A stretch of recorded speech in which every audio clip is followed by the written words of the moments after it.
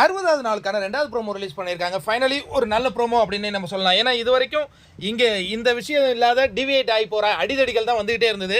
முதல் முறையாக ஒரு இன்ட்ரெஸ்டிங்கான ஒரு விஷயம், அதாவது இந்த மாடர்ன் டீம் வந்து இந்த பிளாங்கெட்டை வச்சு போத்திட்டு எடுக்க போகிறோம் திட்ட ஒரு 2 நாள் அவங்க டிஸ்கஸ் பண்ணிகிட்டே இருந்தாங்க. ஃபைனலி தயார் எக்ஸிக்யூட். அட்லீஸ்ட் அந்த அளவில் அவங்களை கண்டிப்பாக நம்ம பாராட்டி தான் ஆகணும். ஏன்னா ஒரு விஷயம் பண்ணித்தான் ஆகணுமே.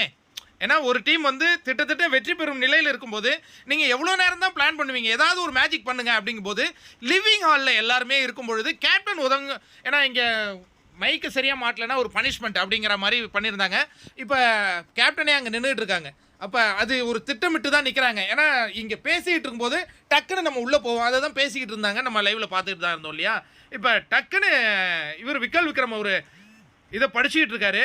திடீர்னு 3 பேர் அங்கே போய் பிளாங்கெட்டை தூக்கிட்டு போகிறாங்கங்க. யாருன்னு பார்த்தீங்கன்னா சபரி, விஆர் அண்ட் கமருதீன். இவங்க 3 பேருமே போகிறாங்க. போகும்போது அவங்க 3 ஒருவர் அதை கமருதீன் தான் எடுக்கிறாரு. எடுத்து வினோத்கிட்ட பாஸ் பண்ணுறாரு.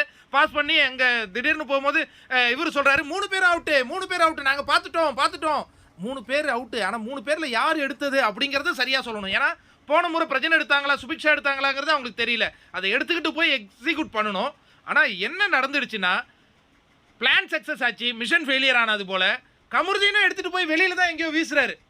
அவங்களும் வெளியில் தானே வீசி வச்சுருக்காங்க. இந்த ஒரு ஐடியாலையாவது மேலே ஏறி பாருங்க. ஏன்னா மேலே அது தொத்திட்டு நிற்குது அந்த பிக் பாஸ் சீசன் 9ல். அதை அவங்களால கண்டுபிடிக்க முடியல. பட் இவர் கொண்டு போய் வேறு எங்கேயோ எறிகிறாரு. திடீர்னு பார்த்தீங்கன்னா சுபிக்ஷா என் கையில் இருக்குது, இப்போ எதரா கொண்டு போய் எரிஞ்சிங்க அப்படின்னு தான் கேட்க தோணுது. வேற ஒரு நெக்லஸ் எரிஞ்சிட்டாங்களா என்னன்னு தெரியல. சுபிக்ஷா என் கையில் இருக்குன்னாங்க. சுபிக்ஷா வந்து பார்த்தீங்கன்னா 2 விதத்துலேயும் அவங்க பயங்கரமாக பண்ணியிருக்காங்க. ஒன்று, அந்த பொருளை எடுத்ததும் சுபிக்ஷா. இப்போ இந்த பொருளை இங்கே தேடி கண்டுபிடிச்சாங்க. பாவம் இந்த பொண்ணும் டேஞ்சர் ஜோனில் இருக்குது, காப்பாற்றி விடுங்கப்பா. ஆனால் இந்த அட்டாக்ல கூட நீங்கள் பார்த்தீங்கன்னா 3 பேர் தான் கான்ட்ரிபியூட் பண்ணுறாங்க. எஃப்ஜே என்ன பண்ணுறாருன்னு தெரில. எஃப்ஜே என்ன பண்ணுவார்?